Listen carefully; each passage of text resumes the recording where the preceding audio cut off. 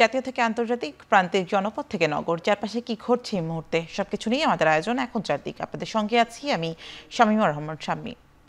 Iran ও ইসরায়েলের যুদ্ধবিরতি নিয়ে তৈরি হয়েছে ধোঁয়াশা। যুক্তরাষ্ট্রের মধ্যস্থতায় দুপক্ষই শান্তি চুক্তিতে রাজি হয়েছে বলে জানান মার্কিন প্রেসিডেন্ট ডোনাল্ড ট্রাম্প। এরই মধ্যে যুদ্ধবিরতি কার্যকরের দাবিও করেন তিনি। কেউ যেন শান্তি চুক্তি লঙ্ঘন না করে সেই আহ্বান তার। ট্রাম্পের প্রস্তাবে রাজি হয়েছেন ইসরায়েলি প্রধানমন্ত্রী বেনিয়ামিন নেতানিয়াহু। সে সময় ইরানে হামলার উদ্দেশ্য পূরণ হয়েছে বলে দাবি করেন তিনি। তবে ইরানের পক্ষ থেকে চুক্তিতে সম্মত হওয়ার বিষয়টি এখনো স্পষ্ট করেনি। যুদ্ধবিরতি ঘোষণার পরও টানা কয়েক ঘন্টা পাল্টাপাল্টি আক্রমণ করে ইরান ও ইসরায়েল। তেহরানের হামলায় নিহত হয়েছে 4 ইসরায়েলি। ধ্বংসস্তূপের নিচে এখনো চাপা পড়ে আছে বেশ কয়েকজন। ক্ষতিগ্রস্ত হয়েছে বহুতল ভবন।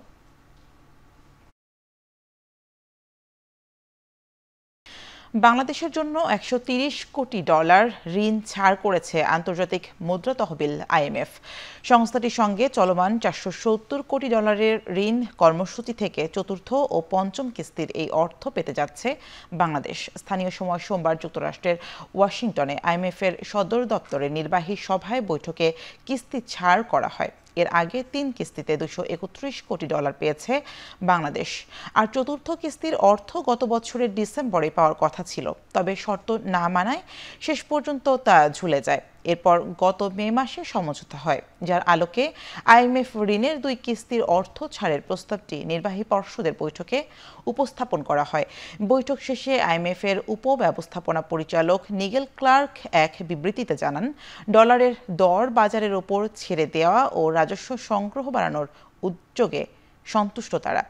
তবে বাংলাদেশের মধ্যম আয়ের দেশে পরিণত হতে হলে অবকাঠামো টেকসই সংস্কার জরুরি বলে মন্তব্য করেন তিনি। এদিকে এই মুহূর্তে IMF-এর ঋণের কিস্তি ছাড় প্রয়োজন ছিল বলে জানিয়েছেন বাংলাদেশ ব্যাংকের governor doctor Ahsan H Mansur. সকালে রাজধানীতে এক অনুষ্ঠানে গুগল পে চালুর অনুষ্ঠানে তিনি এই মন্তব্য করেন। ব্যাংকিং খাতে শৃঙ্খলা ফেরাতে বিভিন্ন কার্যক্রম নেওয়া হয়েছে জানিয়ে কিছু ব্যাংককে একীভূতকরণ করতে হবেই বলে জানান তিনি। দুটো প্রধান দায়িত্ব, একটা হচ্ছে প্রাইস স্টেবিলিটি, অর্থাৎ মূল্যস্ফীতিকে কমিয়ে আনা। আমরা সেটাই কাজ করছি, আমরা সফল হব কোনো সন্দেহ নাই। আমরা সাফল্যের দিকেই যাচ্ছি এবং আরেকটু সময় লাগবে। আমি চাচ্ছি এটাকে 5%-এর নিচে কমিয়ে আনতে, যদিও সরকারিভাবে বলা হচ্ছে 6.5 ইত্যাদি। স্টেবিলিটিটাকে ধরে রাখা এবং ফিরিয়ে আনা, আরো স্ট্রঙ্গার ব্যাংকিং সিস্টেম করতে কিছু একীভূতকরণ করতেই হবে আমাদেরকে। আপনারা হয়তো জেনেছেন আজকেও গতকাল IMF-এর অ্যাপ্রুভালটা মানে বোর্ড অ্যাপ্রুভাল হয়ে গেছে। অর্থাৎ আমরা সময় নিয়েছি একটু বেশি, কিন্তু এটা দরকার ছিল। ক্ষমতাচ্যুত প্রধানমন্ত্রী শেখ হাসিনার বিরুদ্ধে গত বছরের জুলাই-আগস্টের গণঅভ্যুত্থানে সংগঠিত মানবতাবিরোধী অপরাধের মামলার অভিযোগ গঠনের শুনানির জন্য 1 জুলাই দিন ধার্য করেছেন আন্তর্জাতিক অপরাধ ট্রাইব্যুনাল 1। একই সঙ্গে তার পক্ষে রাষ্ট্র নিযুক্ত আইনজীবীও নিয়োগ দিয়েছেন আদালত। বিচারপতি গোলাম মর্তুজা মজুমদারের নেতৃত্বাধীন 3 সদস্য ট্রাইব্যুনাল 1 সকালে এই আদেশ দেন। এই মামলায় শেখ হাসিনার সঙ্গে অন্য 2 জন আসামি হলেন সাবেক স্বরাষ্ট্রমন্ত্রী আসাদুজ্জামান খান কামাল ও সাবেক আইজিপি চৌধুরী আব্দুল্লাহ আল মামুন। এর মধ্যে মামুনকে আজ ট্রাইব্যুনালে হাজির করা হয়। গত বছরের 5 আগস্ট আশুলিয়ায় 6 জনকে হত্যার পর তাদের মরদেহ পোড়ানোর মামলায় আনুষ্ঠানিক অভিযোগ দাখিলের জন্য আগামী 2 জুলাই পর্যন্ত সময় দিয়েছেন ট্রাইব্যুনাল। প্রসিকিউশন আদালতকে জানান, মামলার তদন্ত প্রতিবেদনে 16 জনের নাম এসেছে। এর মধ্যে গ্রেপ্তার আছেন 7 জন। এদিকে গুমের মামলায় ন্যাশনাল টেলিকমিউনিকেশন মনিটরিং সেন্টার NTMC-র সাবেক মহাপরিচালক অবসরপ্রাপ্ত মেজর জেনারেল জিয়াউল আহসানের বিরুদ্ধে মামলার তদন্ত প্রতিবেদন জমা দেওয়ার জন্য আগামী 24 আগস্ট পর্যন্ত সময় দিয়েছেন ট্রাইব্যুনাল।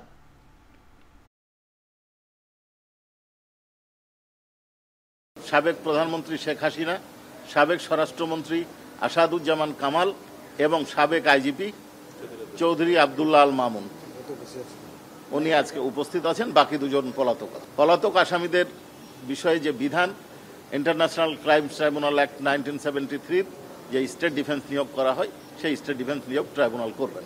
চার্জ হিয়ারিং এর জন্য অর্থাৎ 1 জুলাই ধার্য করা হয়েছে। বিএনপির মহাসচিব মির্জা ফখরুল ইসলাম আলমগীরের সাথে চীনের উপপররাষ্ট্রমন্ত্রী সান ওয়েডাং এর বৈঠক অনুষ্ঠিত হয়েছে। বাংলাদেশ সময় সকাল 10টার পর বৈঠকটি হয়। এরপর সিপিসির আন্তর্জাতিক বিভাগের মন্ত্রী লিও জিয়ানচাও এর সাথেও বৈঠক করেন বিএনপির মহাসচিব। বিএনপির 9 সদস্যের প্রতিনিধি দল বৈঠকে উপস্থিত ছিলেন। বৈঠক শেষে জানানো হয়, বাংলাদেশে একটি অবাধ ও সুষ্ঠু নির্বাচনের প্রত্যাশা করে চীন। বাংলাদেশি নতুন সরকারের সাথে কাজ করলেও আগ্রহ ভরে অপেক্ষা করছে দেশটির সরকার। বাংলাদেশের কৃষি, শিল্প, গার্মেন্টস, স্বাস্থ্য, অবকাঠামো উন্নয়নে চীনের সহায়তা অব্যাহত রাখার প্রতিশ্রুতি জানান তারা। আর বাণিজ্য ঘাটতি কমানোর বিষয়ে সহায়তা প্রদানের আহ্বান জানান বিএনপির প্রতিনিধি দল। চীনের ক্ষমতাসীন কমিউনিস্ট পার্টির আমন্ত্রণে 22 জুন দেশটিতে যায় বিএনপির প্রতিনিধি দল। সরকার গতিশীল না হলে মানুষের নিরাপত্তা নিশ্চিত করা সম্ভব নয় বলে মন্তব্য করেছেন বিএনপির সিনিয়র যুগ্ম মহাসচিব রুহুল কবির রিজভী। মঙ্গলবার দুপুরে জিয়াউর রহমানের সমাধিতে একথা বলেন তিনি। যেই সরকার জনগণের আন্দোলনের সরকার, অন্তর্বর্তীকালীন সরকার, এরা অতি শীঘ্র নির্বাচনের তারিখ ঘোষণা করে জনগণের ইচ্ছা মতো সরকার গঠনের সুযোগ দেবেন। আর যে কদিন আছেন তারা জননিরাপত্তা, মানুষের নিরাপত্তা, সেটা প্রাকৃতিক দুর্যোগ হোক অথবা সামাজিক সন্ত্রাসীদের হাতে বা সামাজিক কোনো ঘটনার কারণে মানুষ যাতে নিরাপত্তাহীন না থাকে সেই বিষয়টি আপনাদের দেখতে হবে। সিলেট ও সুনামগঞ্জ সীমান্ত দিয়ে শিশুসহ 39 জনকে পুশিন করেছে ভারতীয় সীমান্তরক্ষী বাহিনী বিএসএফ।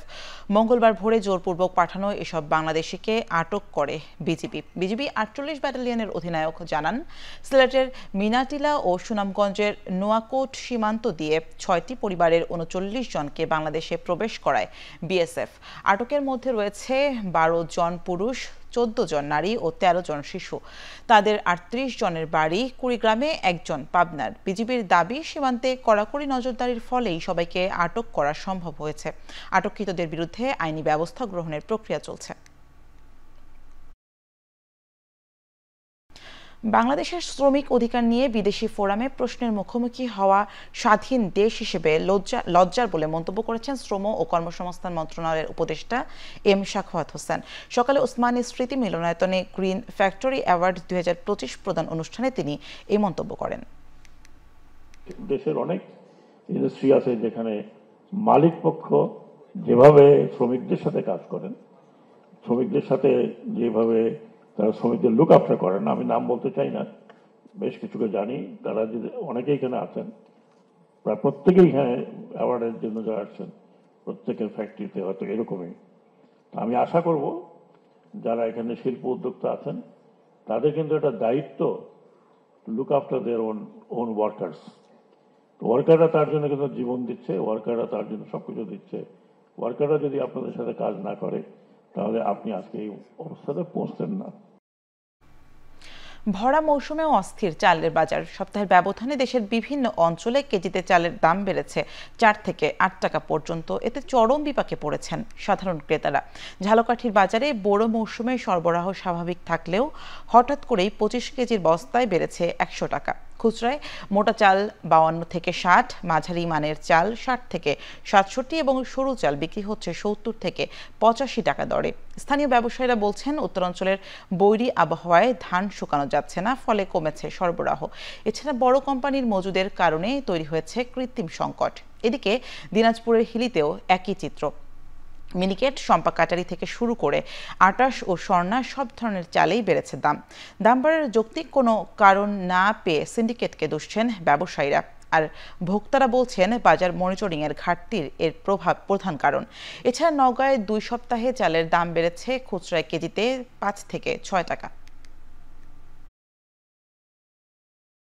প্রচুর ধানের আমদানি, তারপরেও চালের বাজার বেশি। এই সময় চালের বাজার বেশি হওয়ার আমি যৌক্তিকতা বুঝতে পারছি না। চাল বাজারে আসি, চালের দাম শুনি বলে কেজিতে 8 টাকা 10 টাকা বেশি। তো আমাদের মতো লোকগুলোর জন্য খুব সমস্যা, খুব কষ্টকরের ভিতরে আছি। চাল তো প্রত্যেকটা ঘরে প্রতিনিয়তই লাগে এবং মাঝে মধ্যে যদি এইভাবে বেড়ে যায় ক্রেতাদের অসুবিধা হয়। ভরা মৌসুম, ধান ভরা, অথচ চালের দাম বেশি, ধানের বাজার বেশি, তাই চালের বাজারও বেশি। বৈরী আবহাওয়ার কারণে হয়তো বা ওদিকে চাল মিল মালিকই করতে পারতে আছেন এবং বড় বড় যে কোম্পানিগুলো আছে তারা কিছু মজুত করতেছে, এই বিভিন্ন টুইটের জন্য বাজার একটু বৃদ্ধি। কাস্টমার নাই, কিছু নাই, চালের দাম তো বাড়ছে কিন্তু আমাদের বিক্রি হয় না। সরবরাহ বৃদ্ধি পাওয়ায় গাজীপুরের পাইকারি ও খুচরা বাজারে কমেছে ডিমের দাম। এতে ক্রেতারা সন্তুষ্ট হলেও লোকসানের শঙ্কায় খামারিরা।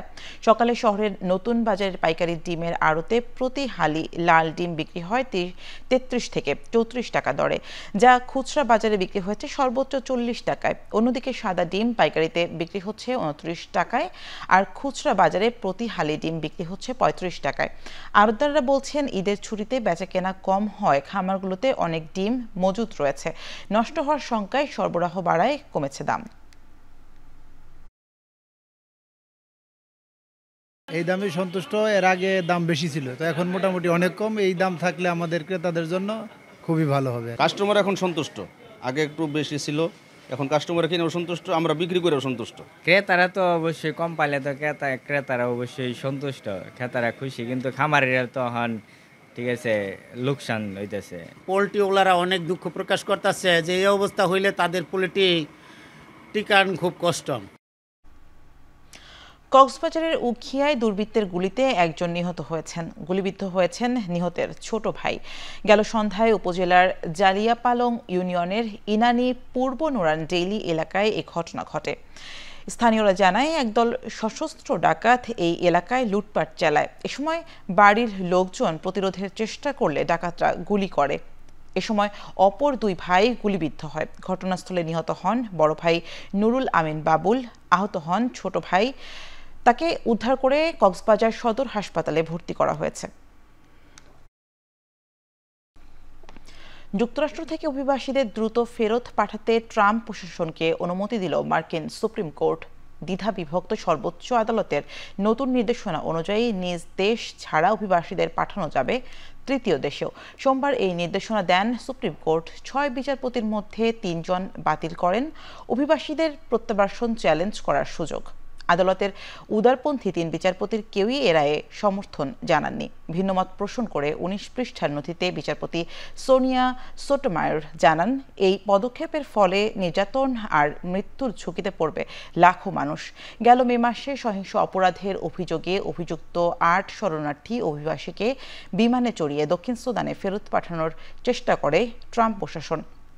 তারা ছিলেন মিয়ানমার, ভিয়েতনাম, দক্ষিণ সুদান, কিউবা, মেক্সিকো আর লাওসের নাগরিক। পরে এক বিচারকের হস্তক্ষেপে তাদের জিবৌতিতে মার্কিন নৌবাহিনীর ঘাঁটিতে নামানো হয়।